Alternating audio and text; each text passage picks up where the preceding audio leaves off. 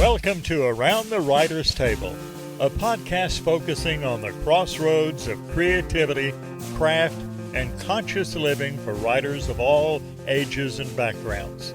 Your hosts are Gina, Melody, and Kimbu, three close friends and women of a certain age who bring to the table their eclectic backgrounds and unique perspectives on the trials, tribulations, and the joys of writing. So pull up a chair and get comfortable here around the writer's table.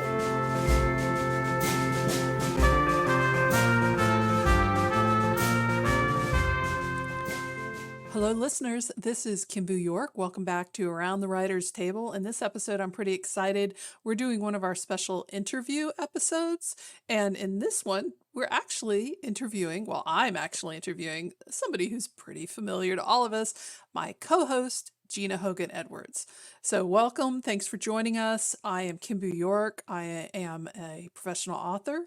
I write romance, fantasy, science fiction, nonfiction, blogging, all memoir. the things. I do all the things, right? I also do productivity coaching for authors, and I run the 1 Million Words Club, which is an online membership community for writers of all kinds, of all types, of all skills to help them be productive. So I'm really looking at revitalizing that. I was just talking with Gina that the other day and getting some more interaction going there. So please feel free to join us at the 1 Million Words Club. So Gina, we're going to start with having you introduce yourself as always, but give us a little background and where you're from, what your interests are. You write a lot about Appalachia. Why? So who are you, Gina? So a few things I'm going to leave to mystery because a lot of that's what we're going to talk about today. But if you are a returning listener, you already know I'm Gina Hogan Edwards, and welcome to the new folks who might be listening for the first time. I am a writer. I'm a retreat facilitator. I host writing retreats for women down on the coast of the Gulf of Mexico, south here of the Big Bend, where we reside in Tallahassee. Do that a couple of times a year. And I have a history as an editor. I'm not doing quite as much of that right now because I find that when I do a lot of it, it interferes with my own writing. I have to be in the heads of my own characters and not the characters of other folks while I'm trying to get my novel finished. So what have I left out of that? Editor, creativity coach. I'm a certified creativity coach, and kind of tie that and my editing skills in to do what we do at the retreats.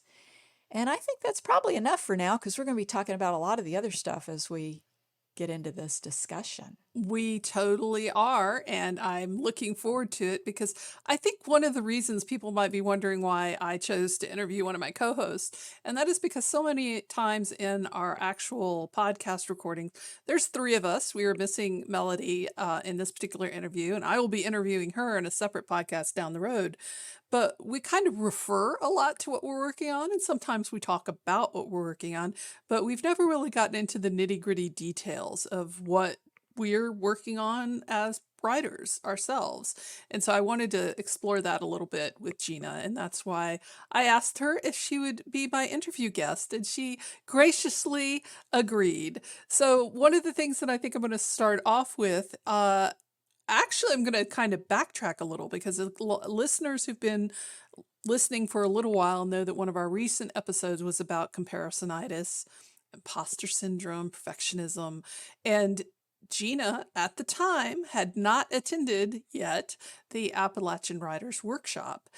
She talked a little bit about her experiences and fears of comparisonitis and things that she was experiencing going to that. But now, as we record this, which is actually August 7th, 2024, she has returned from that workshop. And I've heard all about it. It sounds like a fantastic experience. Invite everybody to look up that workshop and the people who go there. But Gina, I'm really curious about what changed at that workshop about your feelings of comparisonitis. And did it affect you once you got there, or was that something that you were fighting with and dealing with throughout the whole thing? Oh, those are all really good questions. So yeah, Pick one, anyone. comparisonitis. Yeah. Comparisonitis really came up strong for me, and it's a feeling that I think a lot of us are familiar with and tend to uh, wallow in sometimes when we're in a situation where we know we're going to be engaging with people who are maybe doing the thing that we want to do or that Mm-hmm. we're trying to do. And so I'd written a little bit about this on my Substack, which is Gina's Quill, and it was really strong beforehand. And part of that was because I did not know a lot about this workshop beyond the theme of it and the purpose of it. And I wasn't aware of like, who are the kinds of people that show up for this thing?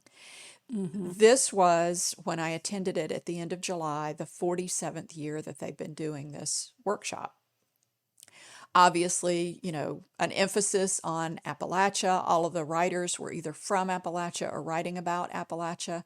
Actually, I don't think I met anyone who wasn't originally from that area, even though there were those of us who had traveled a long way to get there because we're not living there any longer. So, not knowing the kinds of people that showed up, I made up all kinds of stories in my head about who could be there.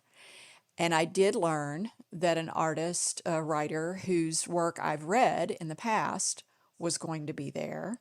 And so that kind of amplified because I really loved her book. Mm-hmm. Annette Sanook Clapsaddle is an author who recently wrote a book just within the last couple of years called Even as We Breathe, which is set in the Grove Park Inn, which is in my hometown of Asheville, North Carolina.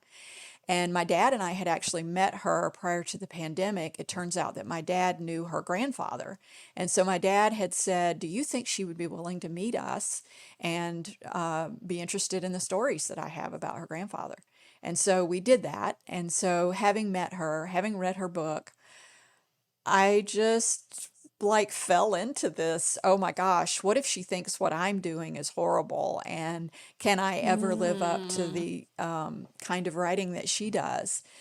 So I tried not to mire myself in that, but it was really easy to do beforehand. And it extended beyond her, of course, because not the only thing I knew was that there would be small groups of those of us who had picked a genre that we were focusing on, in my case, novel.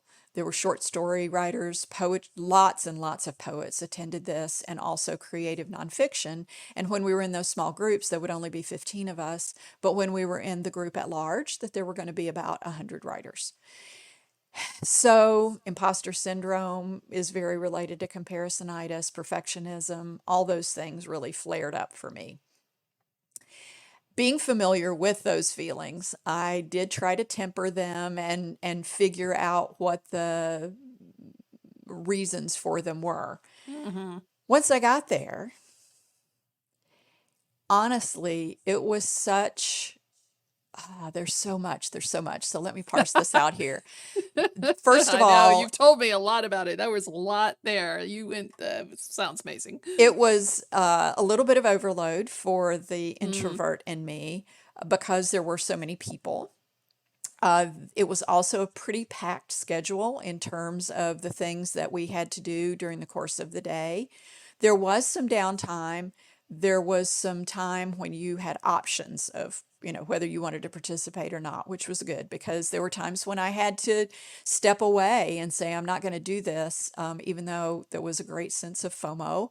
I didn't want to miss anything, but I needed to in order to take care of myself. Mm-hmm. So the busyness was one thing that kind of got me out of that mind spin of imposter syndrome and comparisonitis. But also, the main thing was I observed such an incredible diversity of personalities and backgrounds and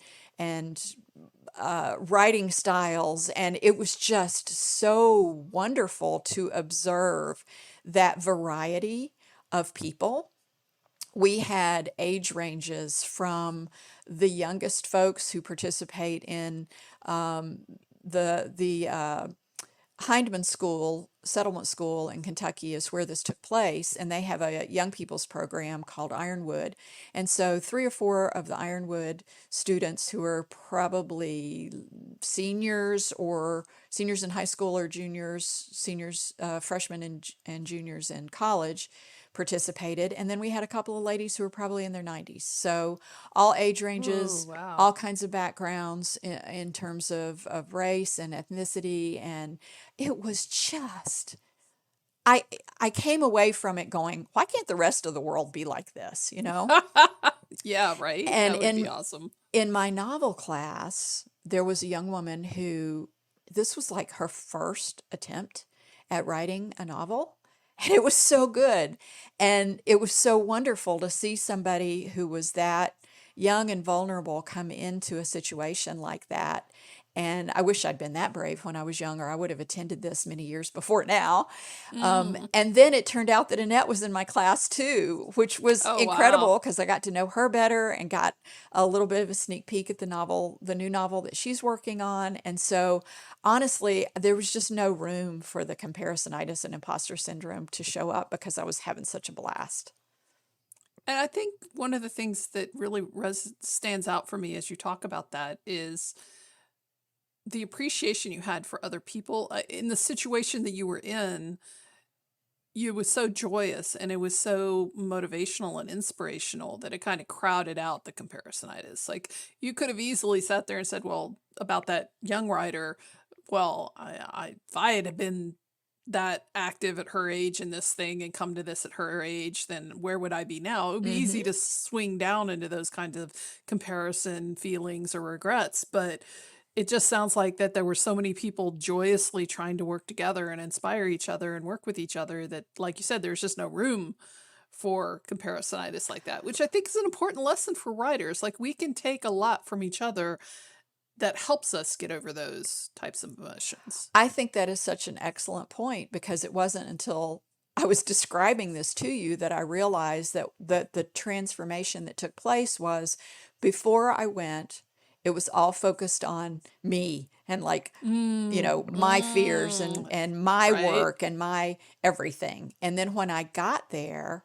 this sort of I had this sort of opening feeling of just, I'm going to let everything in. I'm going to just soak this up, let this experience fill me up. And so that transferred my focus onto the external, the folks that were around me, the environment that we were in. And certainly I had those moments where, for instance, I had a one-on-one with my instructor, and then there was a day in class where the all 14 other participants critiqued my pages.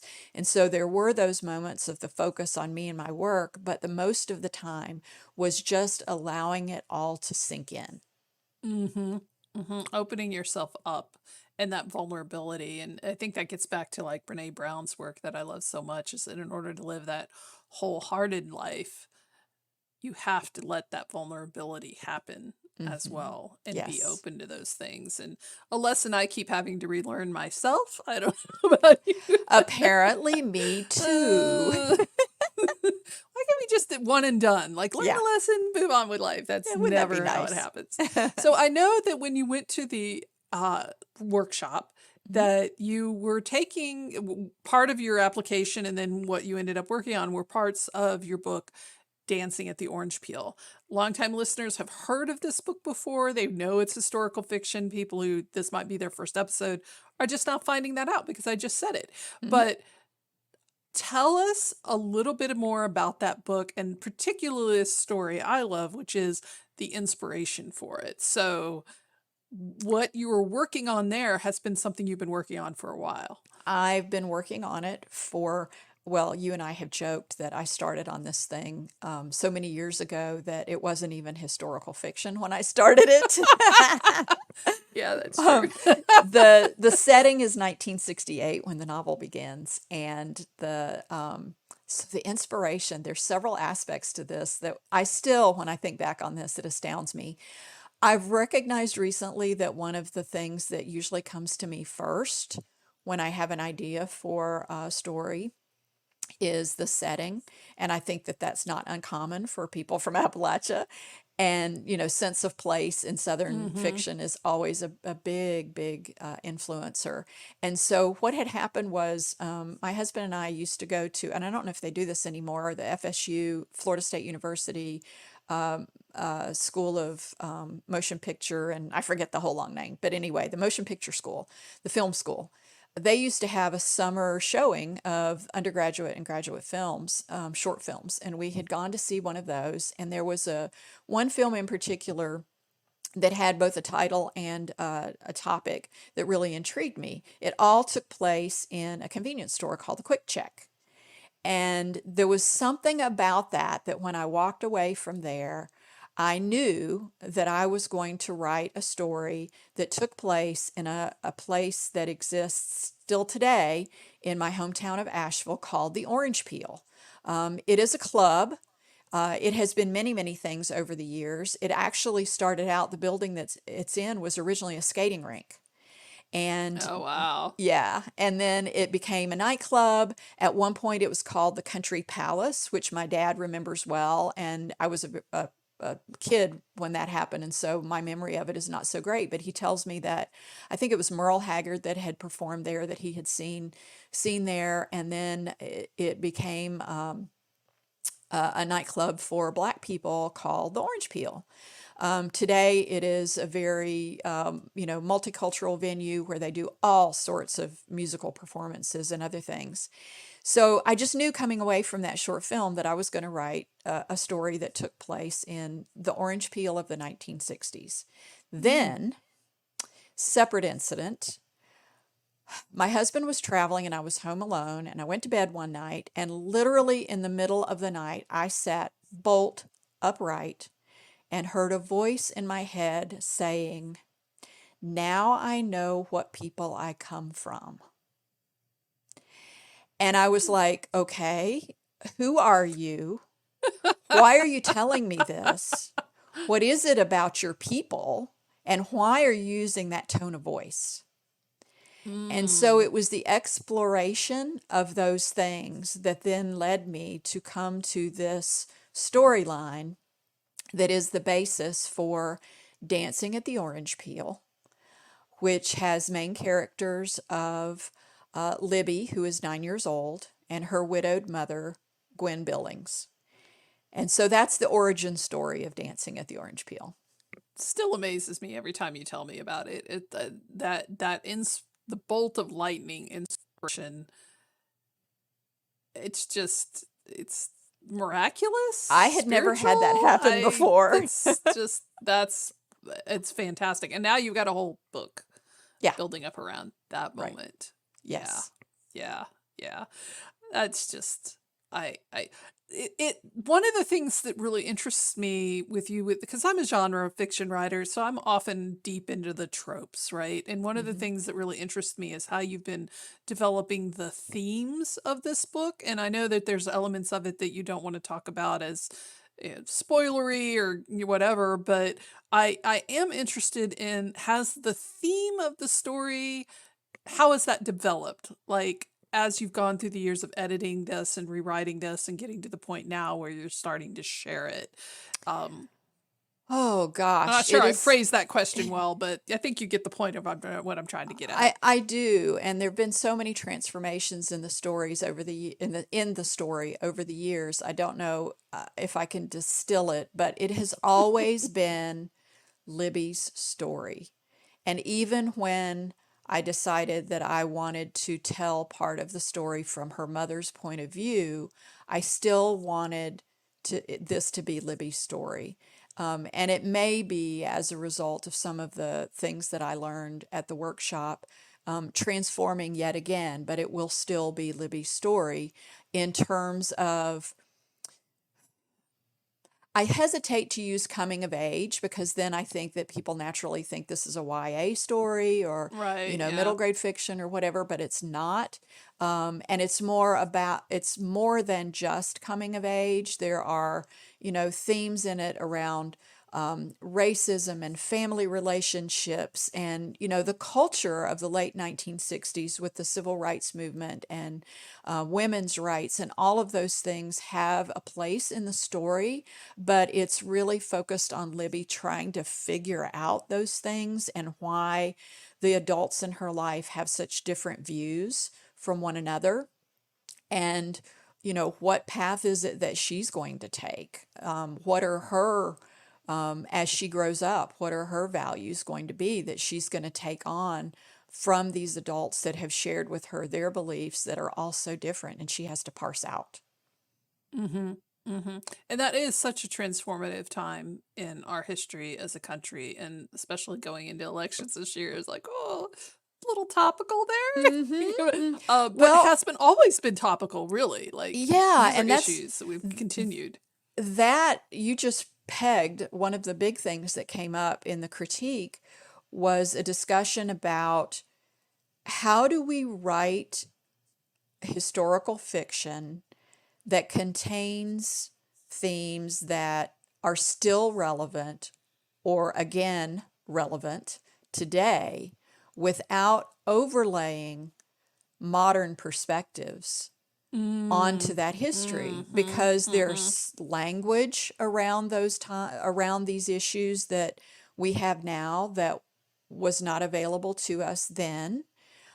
We have perspectives of, so many years of history since then that have opened our eyes about things that were not available at that point. Mm-hmm. And so being able to address those issues in the voice of authentic characters in a way that they would have experienced it in that time frame, apart from how we experience it now. Definitely, I can see how that would be a challenge, which kind of leads me into the next question that I really think is I'm interested in hearing you saying, having heard you talk about this story for a while now as your Hmm. friend, what has been your biggest hurdle with writing this book so far? If you Point of had to view. rank them. Point of Point of view. view. Oh, well, she answered Point that of right view. on the dot. Well, okay. So here's how it started. Obviously, with Libby being the one that woke me up, it made sense Right. to me that I was writing it in Libby's voice, right? Okay. Mm-hmm. So Yes. then, at that point, I was still a very unseasoned writer. I was still experimenting with not only finding the story, but finding my voice and developing my writing skills. And so I had this harebrained idea, which really isn't so harebrained, but I had this idea that I was going to introduce the mother's voice, Gwen. I was going to introduce her voice into the story too. So, me being ambitious as I am, I decided not only was I going to do alternating points of view, but I was going to do alternating verb tenses. So I was going to tell You. I was going to tell Libby's story because I wanted the immediacy of it. I was going to tell Libby's Mm, story in first person present tense so that the reader would feel like they were experiencing her parts of the story just as Libby was experiencing them, right along with her. right. Then, because I wanted to create a little bit of distance from Gwen, I was going to tell her part of the story in third person past tense. Again, because it's Mm, Libby's story and I wanted the emphasis to be on her parts, but I realized that there were parts of the story that the reader needed to know that Libby couldn't know. And right. so I wanted there to be this alternating, not necessarily a repeat chapter by chapter, but this alternating point of view between Libby and her mother. And then this issue of overlaying current perspectives onto the past arose. And there is also the option for me to write this as adult Libby looking back on her childhood. Mm-hmm. Mm-hmm. And so what I'm doing right now is synthesizing all of these various options and deciding, is there some combination or a single approach that is going to work best in order for me to tell this story that wants to be told? And in considering all of those options over the years as I've experimented, it's been an excellent exercise for me to write from different points of view, to write in different tenses. And so I encourage listeners, if you are still developing your skills, and even if you've already written a whole lot, that just simply doing those two things, writing from a different point of view and writing in different verb tenses, the same story, but rewriting them that way can open your eyes to so many aspects of writing skill.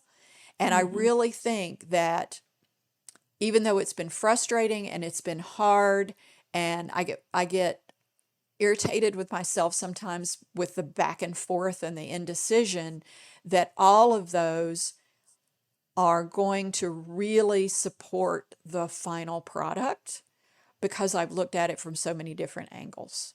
Mm-hmm. Mm-hmm.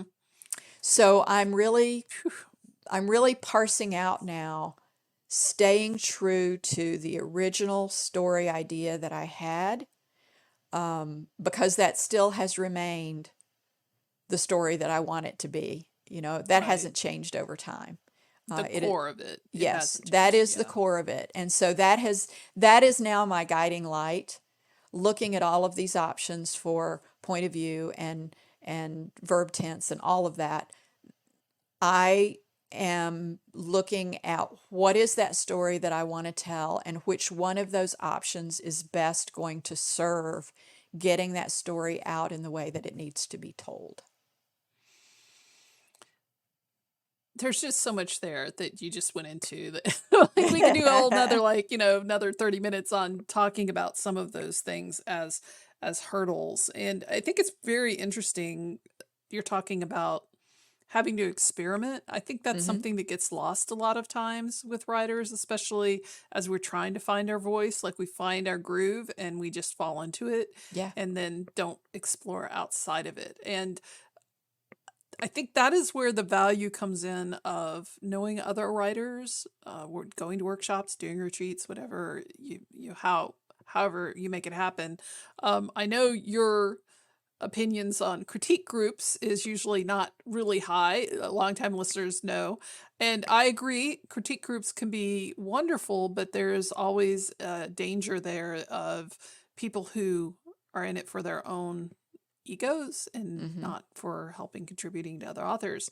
That said, you run Women Writing for Change, which is a Facebook group for women writers writing fiction, nonfiction, memoir, where they're Hmm. going on. And I would kind of like to hear, as you said, you came into this idea about the point of view and changing the point of view. And I know you've wrestled with the point of view for a long time. That was Yeah. not a new issue. But you came into some new insights at it at the Appalachia Writers Workshop.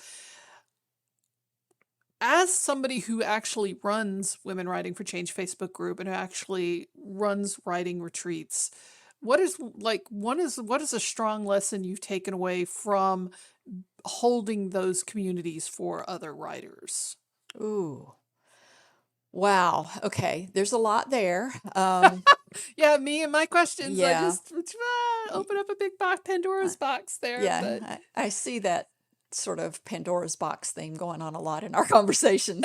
Um, so, yes, I am not wild about critique groups. And I will be honest that when I learned that we would be critiquing in my genre group, in my novel group at the workshop, at first, I was a little concerned that I was not going to get out of the workshop what I hoped for.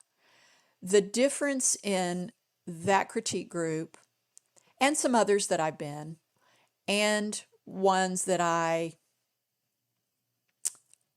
am, I'll just say, opposed to, is that that group was in an environment with people who knew how to do it. And so I mm-hmm. knew that it was going to be a nurturing, supportive, constructive, effective environment. Having rules, guidelines for the group in advance is very important, Mm. and that has been a big lesson for me over the years as I've done many retreats. I think this will be the ninth one coming up that I'm doing since 2017. I have developed a set of principles that I have every writer who attends the retreat agree to in Mm-hmm. advance. We go over those principles when we have our one-on-one phone discussion prior to the retreat to see if it's a good match for the individual who wants to attend. We go over them again as a group on the first night of the retreat.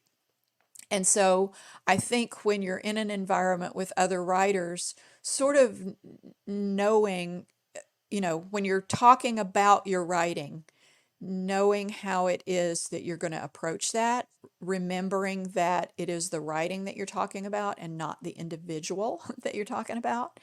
And as a Mm. receiver of that information, remembering that it is about the work, that these people are not critiquing you.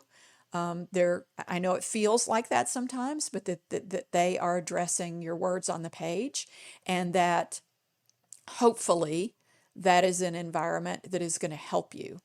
The other aspect of that, which you touched on in terms of me making so many revisions, and it's a little off topic from your question, but I think it's still very relevant and something that writers always need to hear.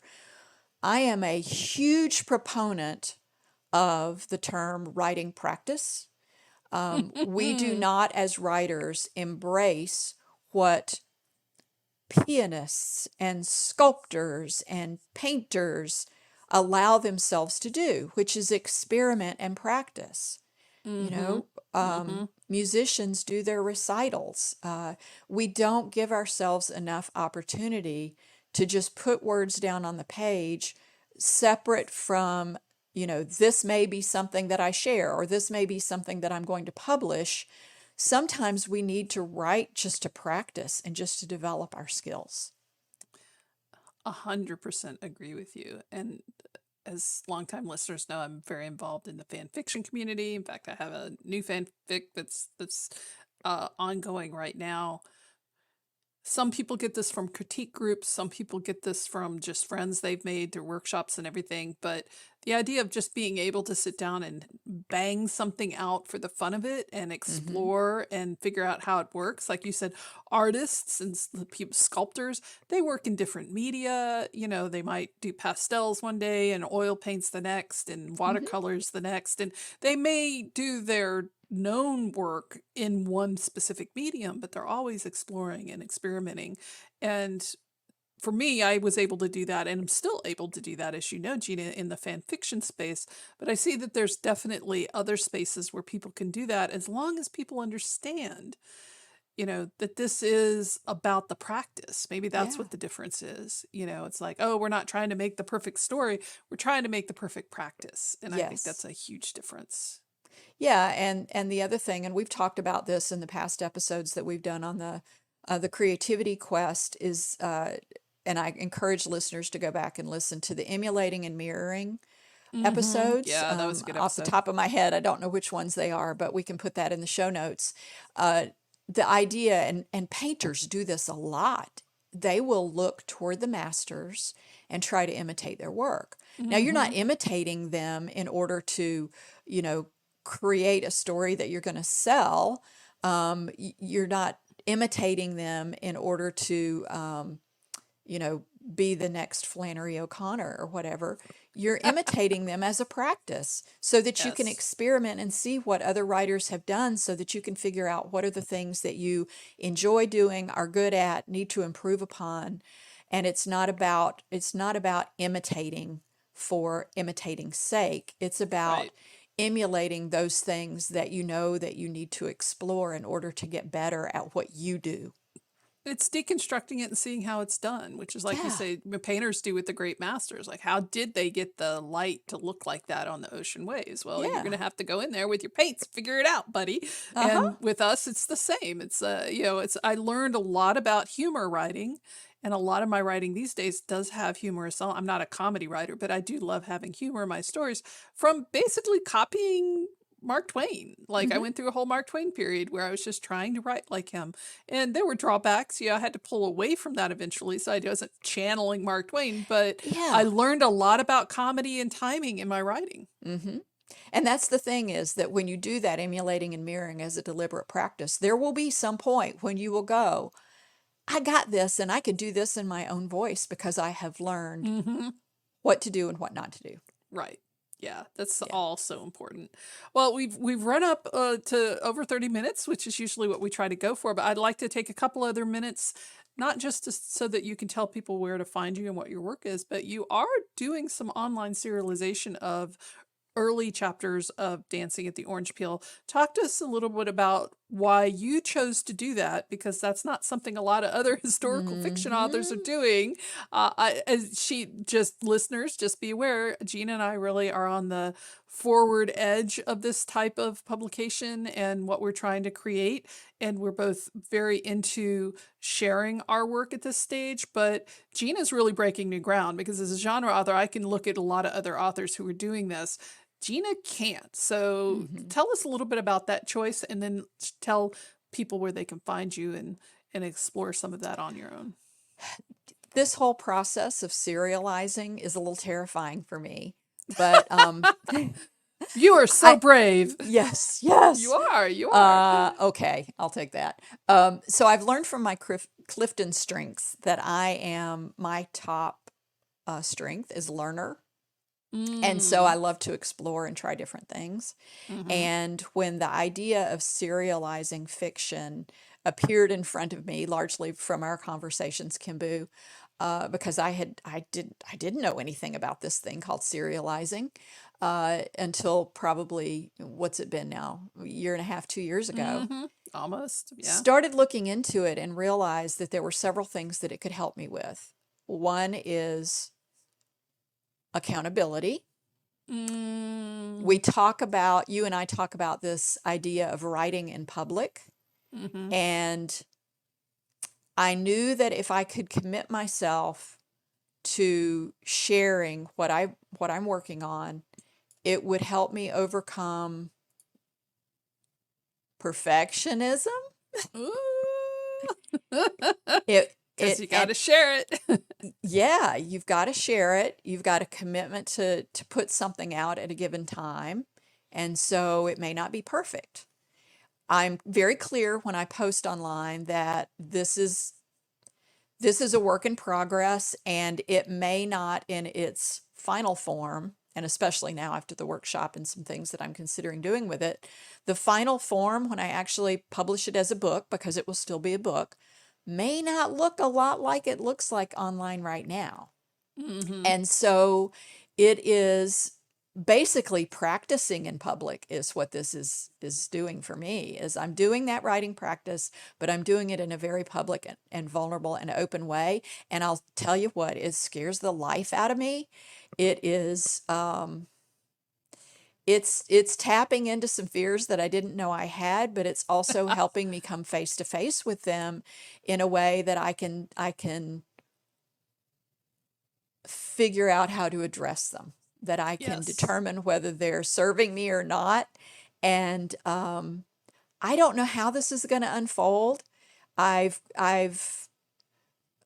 so on Substack is where I've been publishing these serialized chapters so far, and I think I've got maybe 10 of them up so far, Mm-hmm. 10 chapters.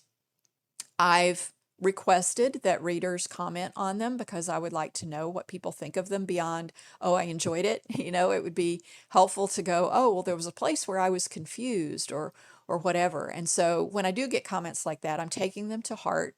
Doesn't necessarily mean I'll act on them, but I'm definitely noticing.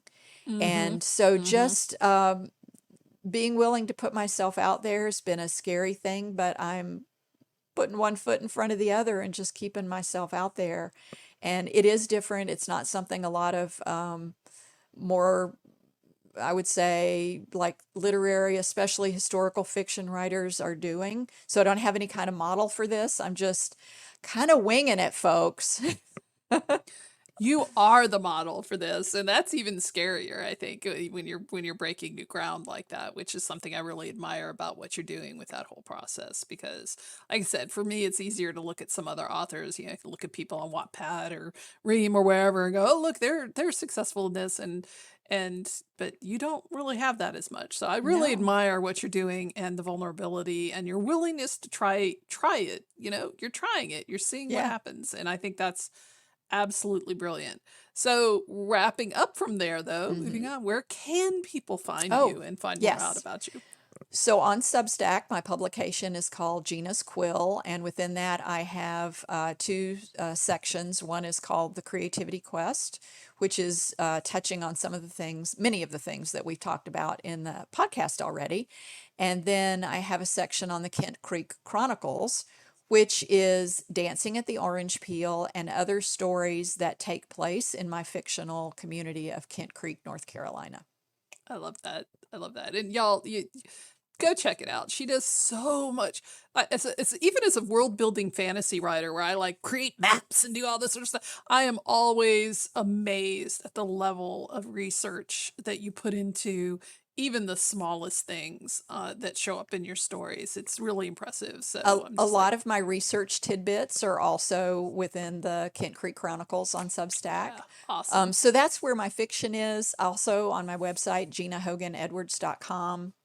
There's more information there about the Facebook group that you mentioned called Women Writing for Change, as well as the writing retreats that I do. So everybody, if you have not checked Gina Hogan Edwards out, definitely do that. Thank you so much for playing along, Miss Gina, on being my interview topic. I really appreciate it because even I learned some new things, and we've talked about some of these topics so many times I've lost count. But I Well, knew it would be interesting for our readers, you're listeners. you're a great interviewer, so thank you for Oh, the thank opportunity to you. do this. Aw, so we appreciate everybody coming along in this journey with us. Definitely check out our website. Well, we do have a website, Yes, aroundthewriterstable.com. we Check do. out there because there, for the episode, you can listen to the episode there. You can get our transcripts, any resource links that we have to go with this particular episode. Check us out on our own spaces. There are links there on the website. Or you can listen to this podcast, listen to back episodes on any podcasting distribution channel, such as Spotify, Apple Podcasts, and also now we are on YouTube. So check us out in any one of those places. Give us a thumbs up, a star, a review, whatever they've got going Yes, on. please. Yes, please. It helps us get some traction and get us in the algorithm. So thank you very much, everybody. And thank you, Gina. I will talk with you again soon. Thank you. Bye, listeners. Thanks for joining us around the writer's table. Please feel free to suggest a topic or a guest by emailing info@aroundthewriterstable.com. Music provided with gracious permission by Langtree. A link to their music is on our homepage at aroundthewriterstable.com. Everyone here around the writer's table wishes you joy in your writing and everyday grace in your living. Take care until next time.